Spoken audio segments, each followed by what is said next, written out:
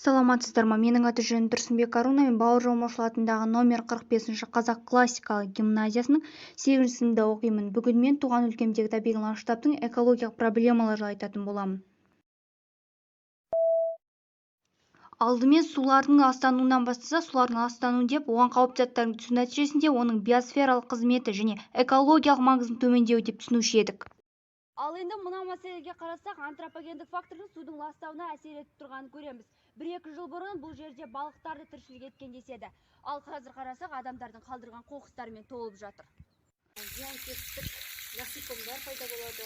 Сол насекомдарды өлтіру үшін бізде арнайы мамандар оларға хлорлап,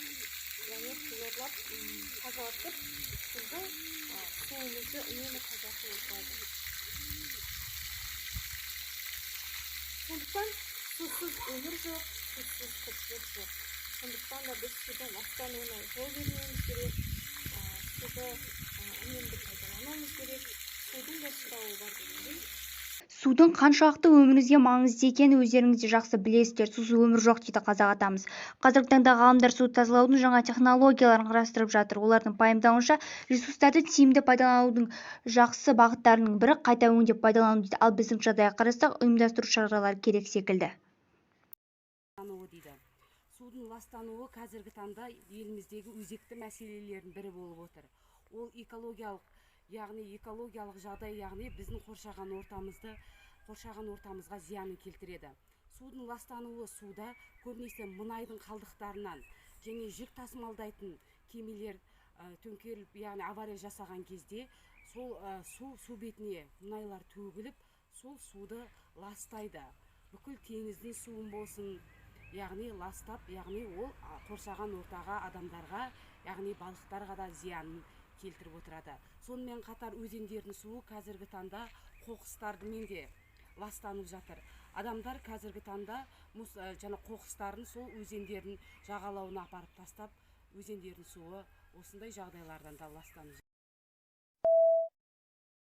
Атмосферада зиянды заттар шығаруда автокөліктер үлкен орын алады. Соңғы жылдар атмосфера құрамында оттектің мөлшері 20-30%-ға өсті. Қазір міне дәл қазір кеш уақытысы болып қалды. Ауада көк түтін, себебі тоқтаусыз көліктер жүріп жатыр. 1000 шақырым қашықтыққа жүрген сайын адамның 1 жылдық оттек мөлшерін алады екен. Мына жүріп жатқан машиналарға қарайтын болсақ, олардың азаятын түрі жоқ. Атмосферада ластану жылдамдығы жылдан жылға өсіп келе жатыр. Мына жолда жүру, көлікті пайдалану мәдениетіне көшуіміз керек. Мынау ескі автокөліктерден шығатын газдардың түрлері 170-тен асады екен, улы заттары. Ол төмен ауада жүріп, адамдардың тыныс алу жолдарына өте зиянды болып есептелінеді. Егер осылайша кете берсек, біз болашақта дені сау ұрпақ тәрбиелейміз деп есептемеймін. Бұл көтеріліп отқан түгел жер шарындағы мәселе. Әрқайсымыз соған қол ұшын беріп, әрқайсымыз ойланайық.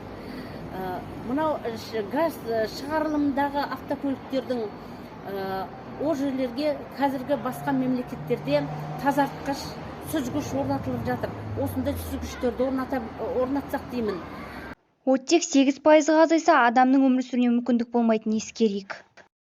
Ауаның ластануын тоқтату үшін қазіргі кезде машиналардың аз жүру керек деп ойлаймын, және қазір жанармай аз қолданатын көліктер де шығып жатыр.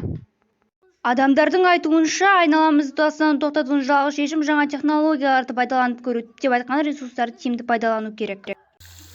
Жалпы, экологиямыздағы проблемалар жайлы айта берсек өте көп, ал оны тазалайтын адамдар өте аз. Қорытындылай келсек, әрбір адам өзінің отырған айналасын таза ұстауға міндетті.